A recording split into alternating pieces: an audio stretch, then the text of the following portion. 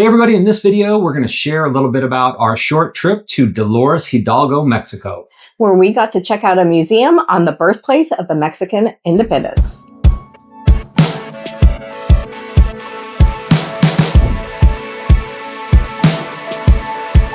Hey everybody, I'm Sean. And I'm Deb. And welcome back to the channel.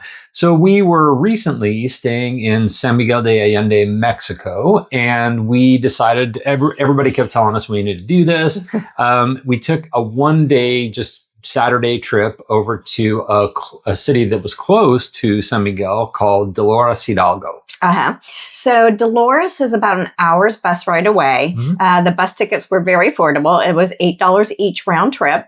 And you're not going to get the ETN or the ADOs. These are just kind of more local buses. So a Yellow Arrow, I think is what it was called. And it was still a nice bus. And we were only going for an hour. So it was an easy trip over there. So Dolores is famous for the fact that it is the birthplace of the Mexican independence of 1810.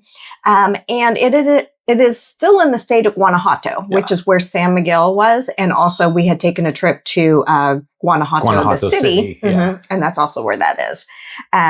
So pretty much when you get off the bus, it's only about maybe a 2 or 3 block walk, and you're going to go to the Central Square because this is where all the action is. We only had, we were going for a short period of time, so it wasn't even a full day. So we knew there were just a few things that we wanted to do. Checking out the Centro obviously was a big part of that. So the Central Square, I don't know, they may just have activities every weekend. I don't know. But that weekend it was pretty busy. It was pretty busy. They were setting up for the sign said a night of dancing. And there were several like tables and chairs. There were hundreds of tables and chairs.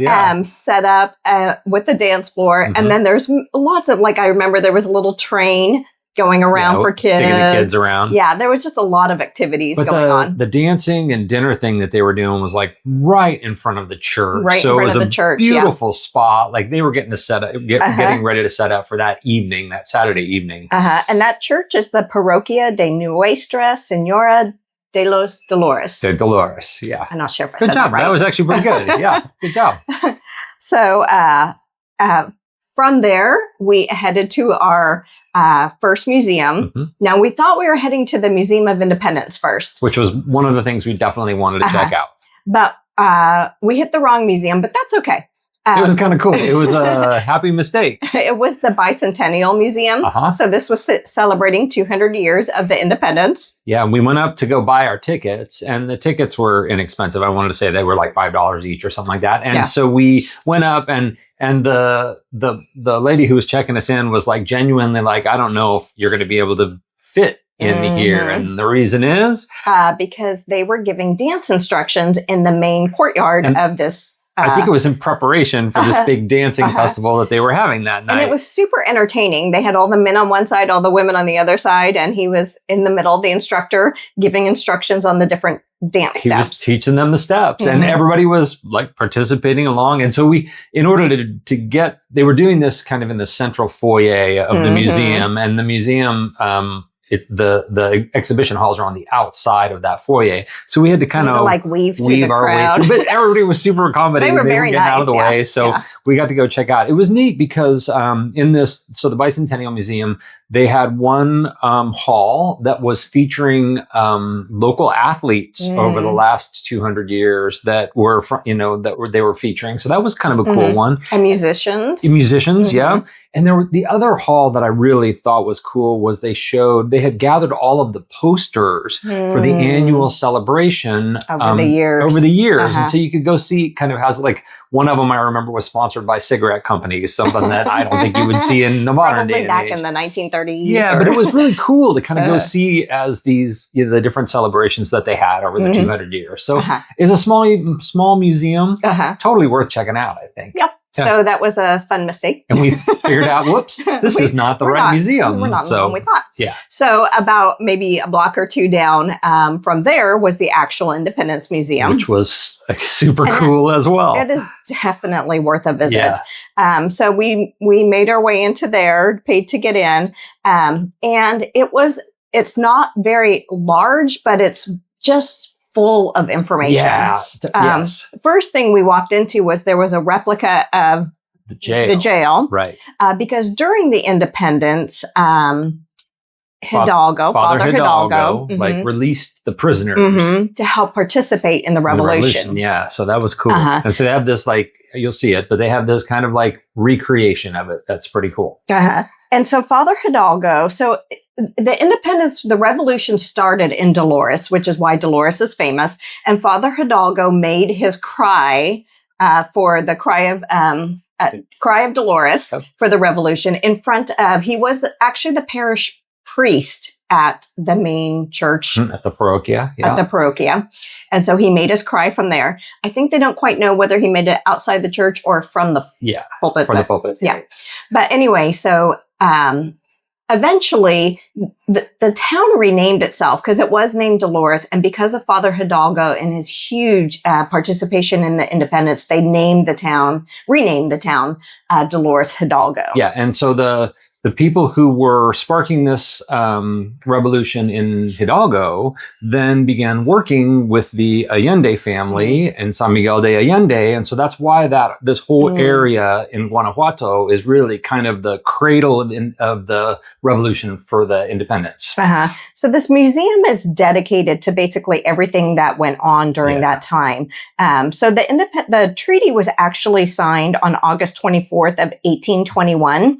It ended 300 years of Spanish rule, but in Mexico, they still celebrate the day that Hidalgo made that cry. So it's still celebrated as 1810. The coolest hall that I enjoyed in this museum was basically what it did is it took you all the way back to the arrival of the Spanish and their conquest of the Aztecs, and then took you through kind of the eras of colonial rule, and all the way up to this point where they were showing, Hidalgo giving the cry of independence. And it was really neat how they kind of walked you through all the steps of kind of what led to it. It was a great little history lesson, I thought. It was very good. Yeah. So after we get done with that museum, by now we're hungry. Yeah. and in the square, like there's all kinds of vendors and they're cooking tacos and different kinds of food. And so the square just smells amazing. So you get out of the museum and you're hit by all this great food smell. It's like, we got to eat. Yeah. And I had done a little research on just some of the restaurants that got better reviews. And we decided on the Fruty restaurant. Fruty restaurant. Yeah. Which was cool. I mean, it was just open, they had seats that were kind of covered and inside, but we sat out in the open air patio. It was a beautiful day. So it was very nice. Fantastic. So I had some burritos there, which were very good. And I had the burritos. You had enchilada. No, he had the burritos. Yeah. I had the enchiladas. She had the enchiladas. My enchiladas were very good. And they cost me a whole of $5 for the plate. And the burrito was fantastic too. I mean, it was really good food. It was great service. I thought our waiter was awesome. Very good. Yeah. So that was definitely a good pick for the restaurant. And it was maybe about half a block off of the main Central Square. So it was really close. But we knew we couldn't fill up on food because there's something that everyone told us we had to do if we went to Dolores Hidalgo. Yep. So you have to try the ice cream there.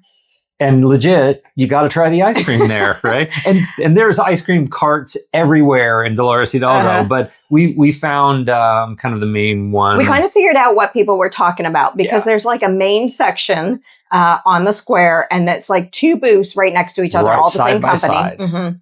And we'll show you the picture, but they had all sorts of flavors, crazy flavors. When you walk near either of these booths, the people working will be like, come get a sample, come get a sample, handing come get a sample. Samples, and you'll go and you can try as many different flavors as you want. They will keep giving you samples.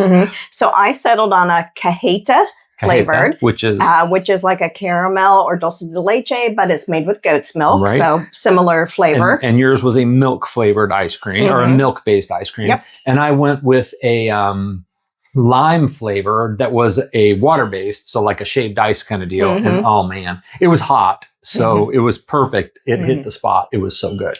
So then we didn't want to leave Dolores Hidalgo without getting more treats. Now apparently. We need coffee, right? I mean, we have to do it all. We decided we need coffee, but we also wanted pastries.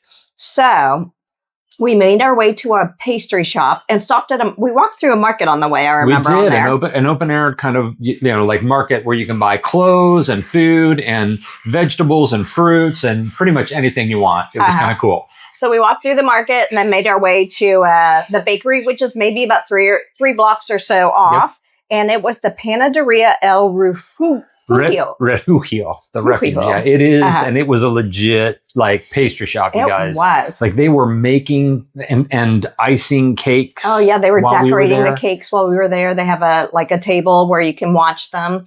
And they were bringing out fresh pastries while we were there. Walls of pastries and bread. So it was perfect. So now we were pretty full, so we did take our pastries to go. So we knew that was fine. We just wanted pastries for either later that day or the next morning. Got a little after ice cream coffee, sat and relaxed. But yes, we got our coffee took before. Our pastries to go. Yeah. And then made our way back to the bus. Yeah, and we had a nice little bus ride back to San Miguel de Allende. It really was a super kind of low-key, enjoyable, relaxing, super easy trip from San Miguel de Allende over to Dolores Hidalgo. And it's so worth a day trip. It's the birthplace of the Mexican independence. So if you're in that area, it's worth the trip to go. If you like history, if you just like a beautiful Mexican square, a Centro, it's a good one to check out. Yeah.